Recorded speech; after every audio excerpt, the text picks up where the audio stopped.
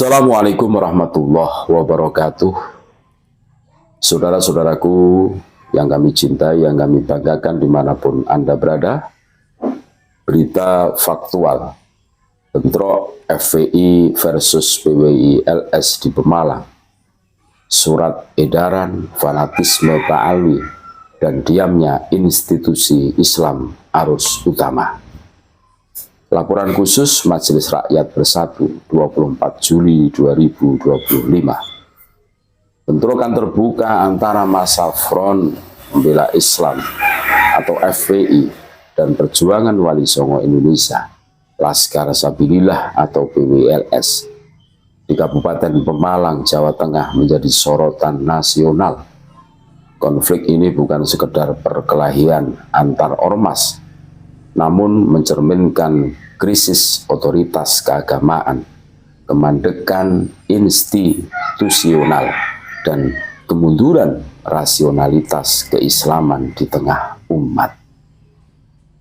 Konflik dipicu oleh beredarnya surat instruksi dari DPD FPI Jawa Tengah kepada jaringan laskar dan simpatisan FPI yang dinilai memuat unsur provokasi, kampanye sektarian, serta narasi pembelaan sosial atas nama amar ma'ruf nahi mungkar. Surat ini memicu perlawanan dari kelompok PWLS yang menilai FPI telah melampaui batas dan menciptakan keresahan di wilayah yang selama ini dikenal kondusif dalam dakwah. Fakta lapangan dan bocoran percakapan tokoh. Sebuah grup WhatsApp para tokoh ulama dan aktivis Islam yang bocor ke publik memperlihatkan betapa dalam kekecewaan terhadap manuver FPI dan kelompok-kelompok ekstremis berbalut jubah agama. Salah satu anggota menyebut binatang buas, gerombolan monyet, dan babi hutan yang merusak kampung orang. Redaksi menyamarkan identitas demi keamanan. Komentar ini bukan sekedar luapan emosi, melainkan refleksi kemuaan terhadap pembiaran negara terhadap kelompok yang menggunakan simbol keagamaan untuk menjustifikasi kekerasan dan penguasaan ruang dakwah. Opini lain dalam grup tersebut menyebut bahwa kelompok seperti FPI pandai memutarbalikkan fakta dan telah merusak prinsip ukhuwah Islamiyah. Hal ini diamini netizen yang rame-rame menyuarakan tagar stop provokasi FPI dan selamatkan umat di media sosial. Kritik terbuka di mana pemerintah, MUI, NU, dan Muhammadiyah. Kondisi ini menimbulkan satu pertanyaan besar, di mana peran institusi keagamaan utama seperti MUI, NU, dan Muhammadiyah. Ketiganya dinilai gagal membaca gejala ekstremisme identitas, khususnya yang tumbuh di kalangan kelompok habaib Ba'alwi fanatik yang mengklaim diri sebagai dzurriyyah Nabi dan merasa berada di atas kritik. Ceramah-ceramah mereka kerap berisi ujaran kebencian terhadap sesama muslim, fitnah terhadap ulama yang berbeda pandangan, pengkultusan nasab hingga khurafat, justifikasi kekerasan berjubah dakwah.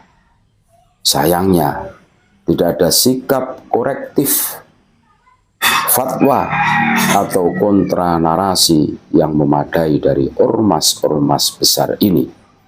MUI lebih sibuk dalam urusan administratif, NU dan Muhammadiyah sibuk dengan agenda struktural, sementara umat di lapangan ditinggalkan dalam kekacauan wacana keagamaan. Jangan salahkan publik jika kehilangan kepercayaan terhadap institusi keutamaan, karena mereka memilih diam saat yang berbahaya, sedang bicara paling keras, ungkap seorang akademisi dari UIN Syarif Hidayatullah, Jakarta. Peran negara dan aparat netralitas yang dipertanyakan.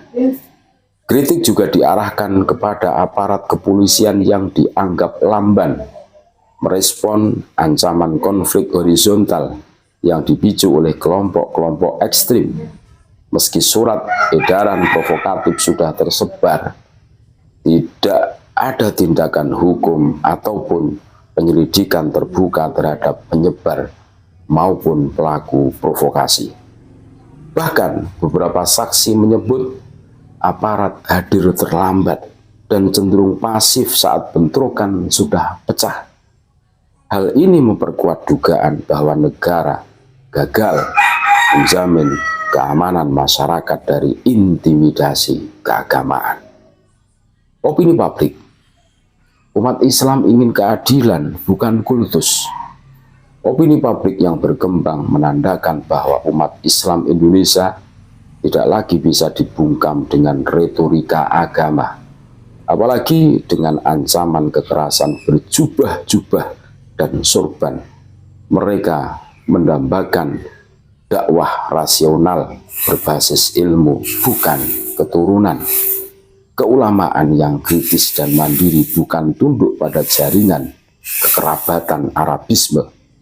Negara yang adil dan tegas, bukan bermain aman demi kepentingan politik. Seruan akhir, saatnya reformasi dakwah dan otoritas keulamaan. Bentrok pemalam ini adalah titik balik yang menguji kejujuran semua pihak.